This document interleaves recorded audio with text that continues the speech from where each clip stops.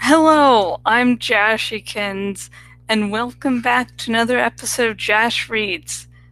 Tonight, we're going to be continuing my original web series, Chronicles of Gaia. And before we continue, this is an Eevee hat, and yes, that's a little Eevee over there. Why is he in the box?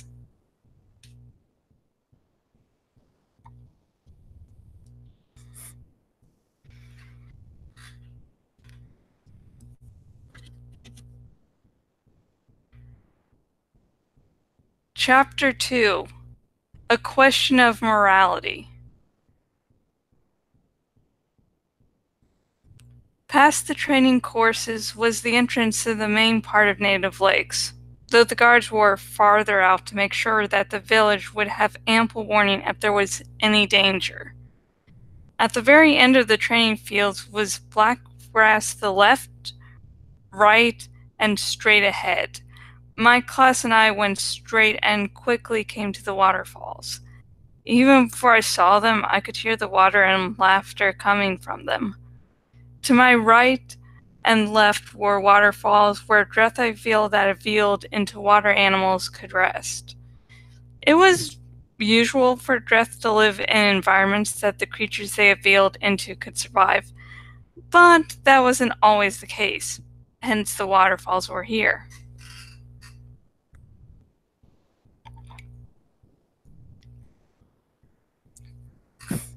Ralph, a woman said, a narwhal horn where her nose should be. We have the weapons. Can you wait one moment, sir? We were expecting you a little later. Quickly, the woman and a few others climbed the waterfalls to get to the weapon storage. I saw my students' impatience, but this had to be done. It was safer if weapons were limited. Inside Native Lakes, those that could veil into predators were given no extra weapons. Those who hadn't learned to veil or didn't veil something that could fight were given daggers. We were smart about weapons, not stupid or ignorant. On top of the left waterfalls, both were split by black grass. A woman had veiled partially as to have manta ray wings. She spread them wide and glided down to land in front of me. 3 more Drethiville walked to get to my group and handed me my bow and arrows.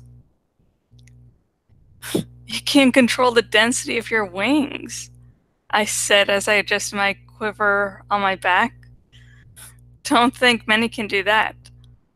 Nope, she said with a smile. And she plans to waste her talents, a man replied. She wants to go off with one of the traveling bards instead of serving on an Atlantis. I merely nodded and continued on with my students. I didn't need to waste any time by getting distracted by an argument. While focusing on where I was going, I listened to my students talking about the underwater cities that the man had mentioned. Others talked about how they would veil as well as the woman one day. Following the black grass, I went right to leave Native Lakes. I could lead my group of students out of Native Lakes the other way, but I didn't want to bother the guards in their own special barracks. It wouldn't be very polite to do that. Going right, we soon got to the 2 active guards. They were on a little path not indicated by black grass. Behind them was a dead end where they could sleep or go to the bathroom in private. Ordo and Caballus, I said with a bow, and made sure my students did the same. Is the day calm? Yes, young man, Tolk replied with a smile. Tolk Ordo was the more impressive of the 2. He had veiled himself so that it looked like he was a centaur. His weapon of choice was a bow and arrow. The rumor was that he chose that so he would better resemble centaur. I heard he was very light-hearted when not on duty. For once it's calm. Nadia replied, avoiding the stares now directed at her. Nadia Cabos was the worst at vealing and the personal student of Tolk. She always made any change seem like it was from a horror story. She was, as usual, veiled partially into a horse to show she could perform the act. While her mane should have been behind her head, for some reason it appeared as odd bruises on her arms.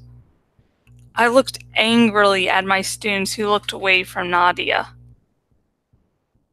Nadia Kabalis is a guard of native lakes and deserves the respect awarded her by her position. I told them even as Nadia started to tell me to stop. It is true, Tolk said, seeming to be happy to see someone defending his dark-skinned student. I would not have kept her on as a personal student of mine if she was anything less than worthy. I didn't like when others made fun of Nadia or tried to lessen the importance of what she did. She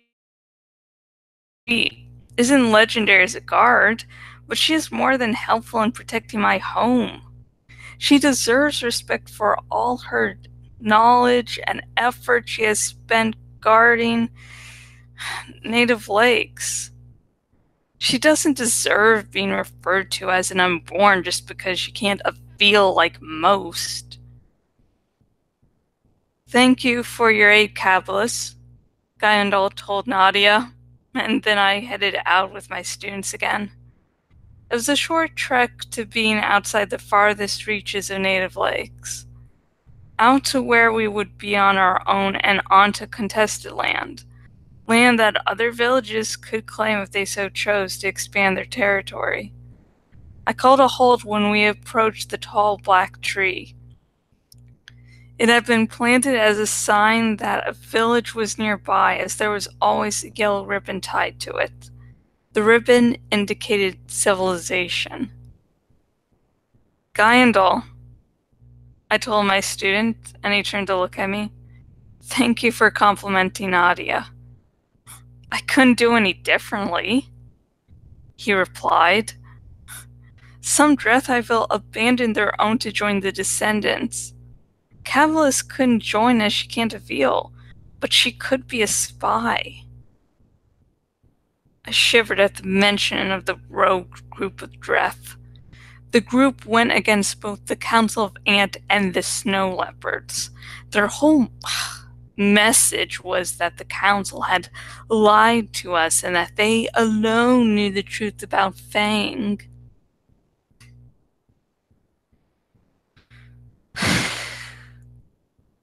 Worst of all, they appealed into wolves, the emissaries of Fang. The whole group was cursed, and I couldn't wait for the day that they would burn.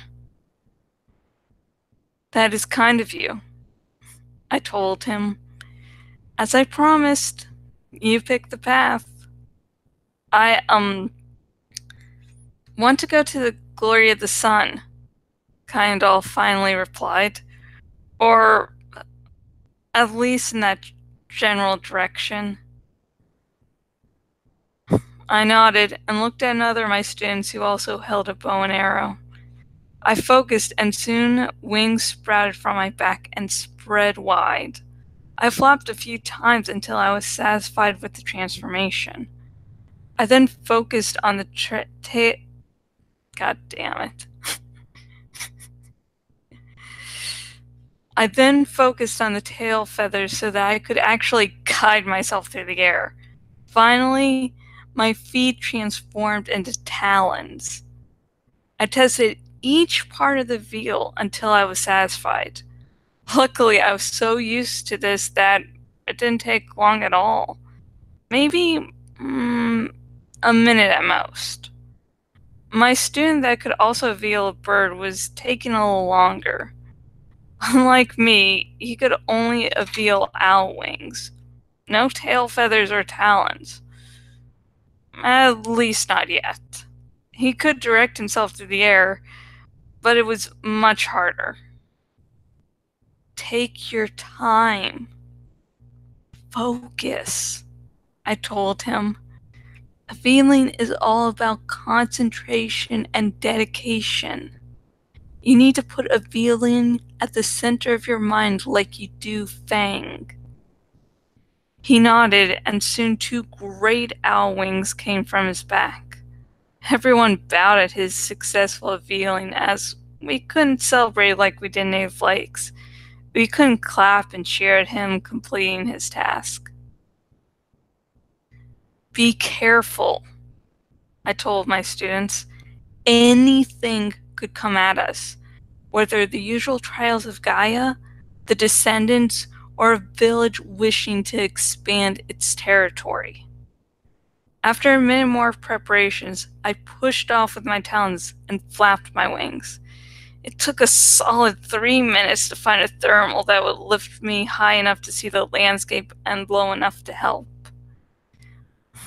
Flying was so freeing. It was the reason I thanked Fang every night before I went to sleep. Well, flying and Frank.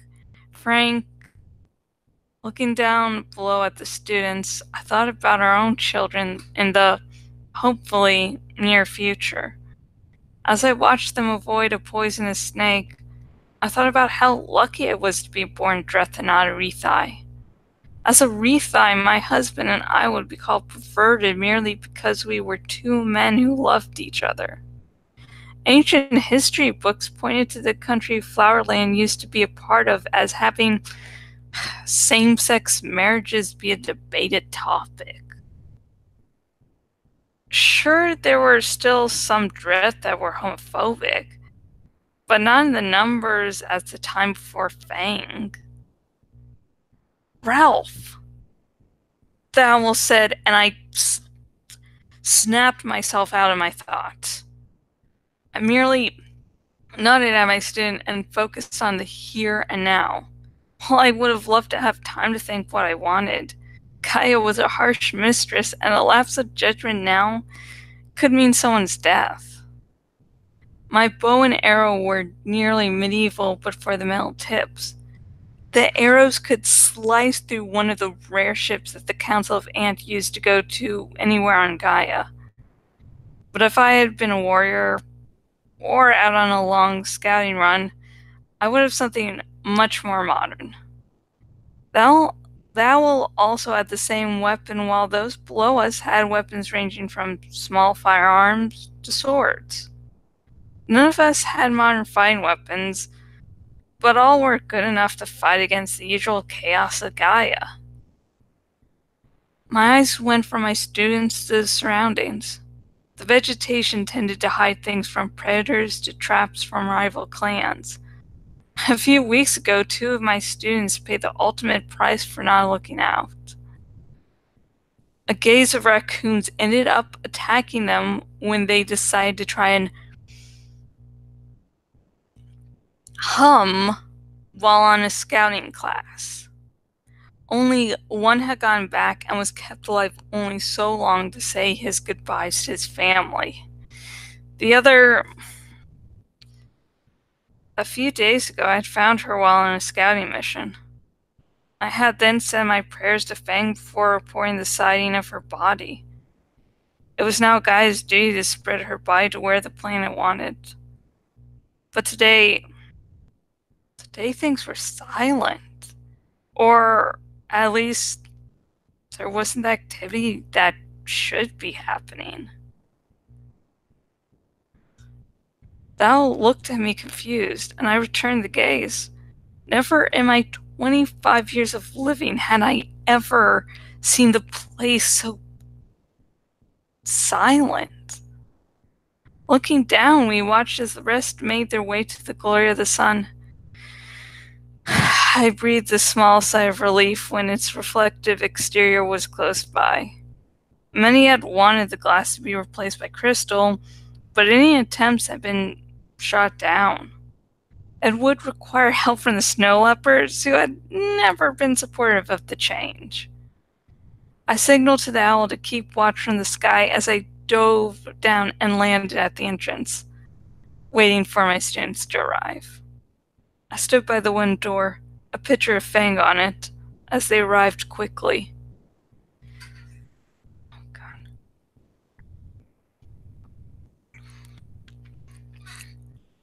Gaia, I said, what did you notice about Gaia today? It was easy to get here, he said after a moment. There weren't many dangers, but it was difficult to remind myself today that there's always danger. Was it a test from Fang? Everything odd that happens isn't because of Fang. He merely oversees. He doesn't get involved for the most part. There's usually a sign with anything he shows.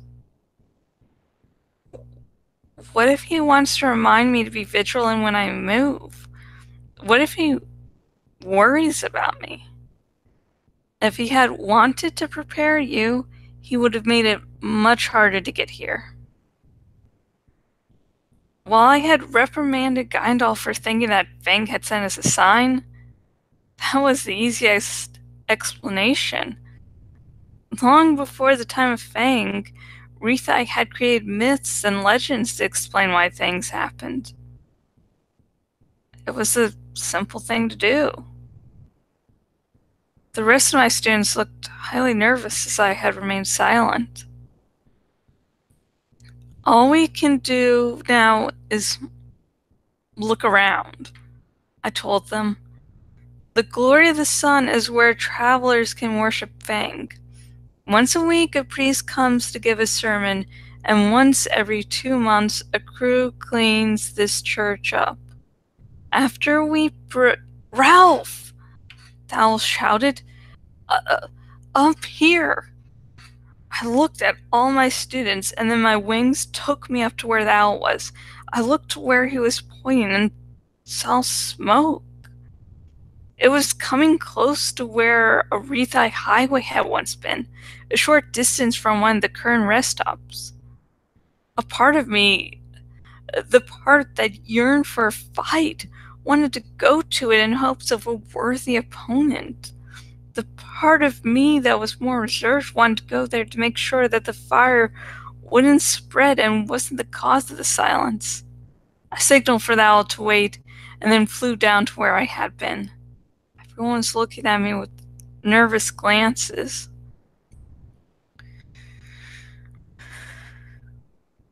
It seems Gaindal's farewell excursion will be getting a little more exciting, I told them. Remember to pay attention to everything, as I can't promise you your safety. There is a fire that may spread and might also be the cause for all this silence.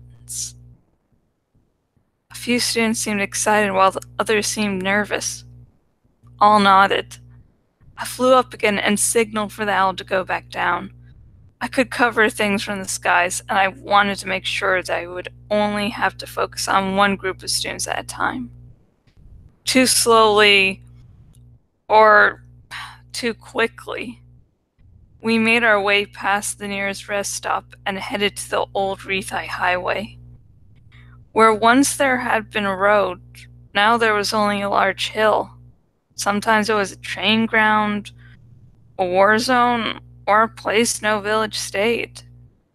Right now it was the latter, and there was Hummet! I yelled and saw some of my students mouth the same things.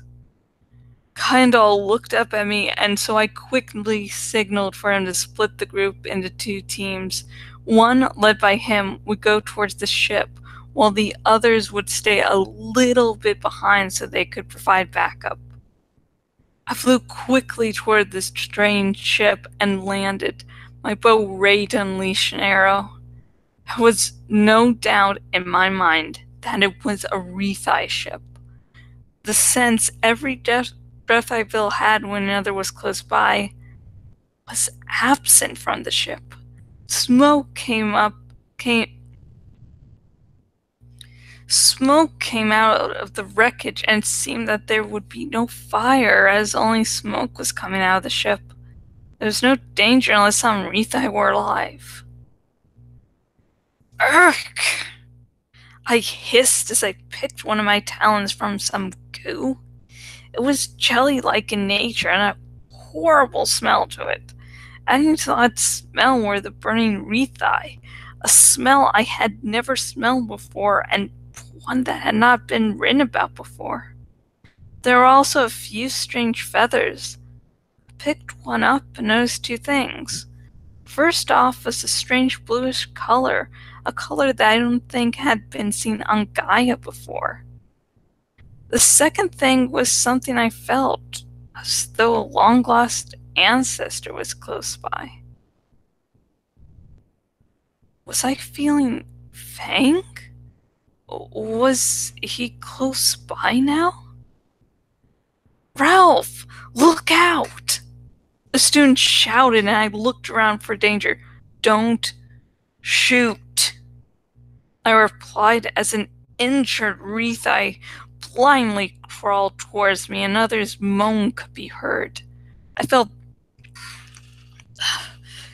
bile come up through my throat as I saw the monster still alive. They should be dead if they had dared land on Gaia. As I tried to keep myself focused, I looked at the logo on the ship. It was a simple drawing of an eye with the word Whisper on it. The Rethai called their army Whisper, or a division of it? Was that supposed to sound threatening? What do we do? Gaindal asked. Focusing on the Whisper logo allowed me to calm my mind. All the anger and hate was pushed to the side so that I could feel empathy. That sense of someone I knew wasn't coming from the two remaining Rethai. That feeling was still in the air nonetheless. Maybe that feeling was what would help them.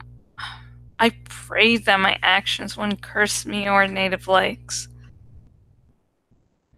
We help them, I told my students, trying to distance myself from the shocked look on their faces. If we question them, we can find out the battle plans of the Rethai. Then we can go to New Venice and tell the snow leopards what we have found. My students grumbled, but they obeyed. We patched the two Rethai up so that they would make it to native lakes. I would never admit to Frank, but I enjoyed each and every time the Rethai moaned. I wanted to hurt them more, but I would not change my mind. Not now. Not with my students watching.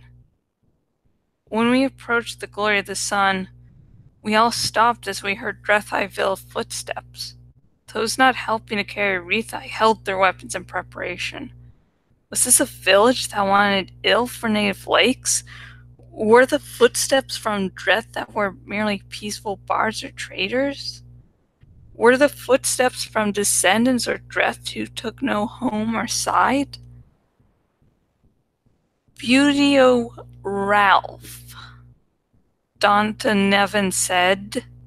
Her hair, like usual, was long and brown. She was a natural blonde, but it veiled into grizzly bear to change her hair. It was a unique texture, and it always seemed like she was extremely vain about it. Scouting lesson? Han Falco, her husband, asked. Both were warriors, and I didn't like them. Well, Danta more than Han. She seemed to live and breathe violence, and I wouldn't be surprised if sometime in the future she was in a village that fought more than native lakes. Those things aren't from Gaia, a warrior from Danta and Han's training group said. I held back a groan, as I should have remembered that the warriors were training today. A short distance away was a piece of land that had been agreed to be a training ground for all villages of Noko, of which Native Lakes was in. There Rethai, one of my students blurted. We investigated fire and found them. Are you as dense as an unborn? Danta hissed, and the student blushed deeply. Why did you think bringing the greatest enemies of Gaia home? Do you want us to die? Danta, I'm sure the scout had his reasons. Han replied, but I could tell he was also holding back an angry retort. We don't know what the Rethai are planning. If we question them, then we would be better protected from future attacks. I told them. There was a moment of uncomfortable silence as I tried to keep calm. I would defend my decision even as I wondered why I had made it. Okay, let's get them back quickly, Han finally said. Maybe the Rethai had it right, Danta said, her teeth appealing to grizzly bear size and her mouth appealing to fit them. Maybe you fags will be the doom of us all. I cringed at the Rethai word and Danta's intent. Frank and I were both men. Maybe that would be enough to set the Rethai off. If the legends of old were true. And that is all of... Good one there. Then that is all of Chronicles of Gaia Chapter 2. Woot woot! We all made it through another chapter. And it's... I try to make my info dumps not really feel like info dumps.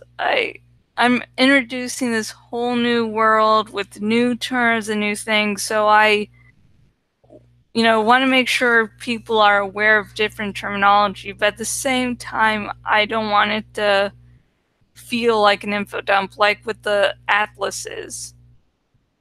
I sort of was, it's because one character referenced it, and it was, oh, my students are talking about this.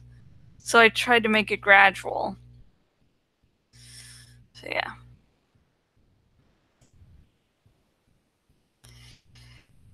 And you can please comment below if I succeeded or failed on that. The only part of Chapter 2 I really didn't like was talking about really reinforcing Buteo and Frank being a gay couple. The one where he's, flying around and he's like, oh, I'm worried about my children, and then brings up homophobia.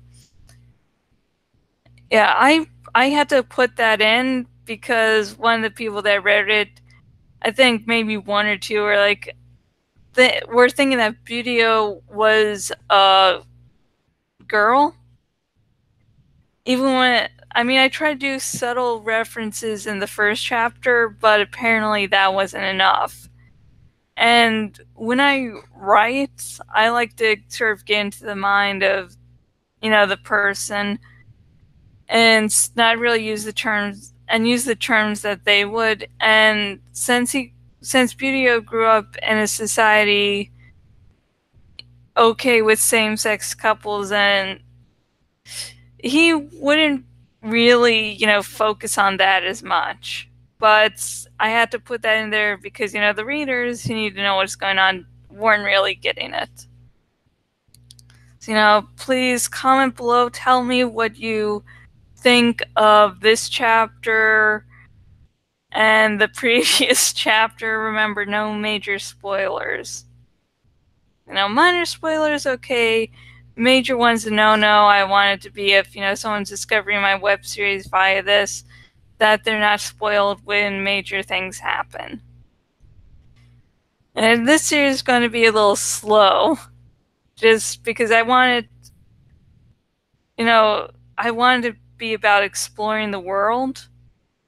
So I'm going to take my time getting you all to understand the world of Gaia, and then, you know, slowly start to go expand the scope in the main chapters, because I don't really want to get into, you know, the aliens and, you know, where the Rethai are at the moment, because, you know, you'd be hit with two waves of two huge informations. First, this whole Gaia world, and then then as you're struggling to learn about Gaia and get, you know, that seeming familiar, suddenly space shit is thrown into, which complicates matters. So that's another reason I sort of wanted to slow and pave the way for the world, so that you actually understand what's going on, so that you can actually understand the impact. So, you know, yeah. Again, comment below, let me know what you think. No major spoilers, minor's okay. And down below in the comments, god damn it. Down below in the description, there's a link to the blog where you can read this series. There's also a link to where you can read Volume 1. And Volume 1 is just a PRC file of, you know, the first 4 main chapters of the web series. So, like, if you can't get to your computer or whatever device you're usually read it on, you can just, you know, get out your Kindle and read it. So, yeah. And please, oh, and finally, not finally, you know, there's a link in the description to go to my Ask box on Tumblr. You can use this if you want to ask a spoilery question and want a spoilery answer. You use that, because I won't give spoilers on my YouTube channel, this YouTube channel, but I will give spoilers elsewhere, so you know. And please like this video. You know, I live off attention. I crave attention. Also, please subscribe so you can stay updated of when I release new content. And let's see. I think I've covered it all. And now's the time where we give a little toast, or, you know, wish for something, and you can join in. I'm having some sake. You know, you can pick out your favorite liquor, alcohol, or just whatever's lying around. Or if you don't drink for whatever reason, you know, you can drink something else like hot chocolate, water, milk, orange juice. So let's see. I never prepare these ahead of time, which I probably should do when things don't easily come to mind. Let's see. I'm hopefully going to be seeing Black Panther on Sunday, I believe, with my fiance, the love of my life. So here's hoping those plans don't change, because I really fucking want to see that movie. So, and, you know, hey, it's all about me. I try.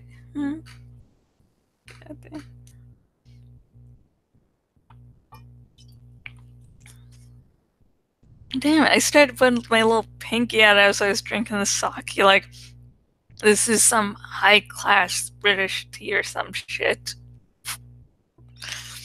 That actually, I think, stopped my drinking a little short, because I'm like, the fuck you doing, Jash? And the next chapter of Chronicles of Gaia should be out Sunday. I was going to say tomorrow, then I'm like, yeah, no. I need my day of rest. And also tomorrow, while I might not be getting a new Chronicles of Gaia chapter out tomorrow, and you'll have to wait Sunday, tomorrow I'll be doing another with extra happy episode on my YouTube channel, Jash Talks. And on the latest episode, me and my co-host will be discussing the character of Alaran. So, until next video, goodbye.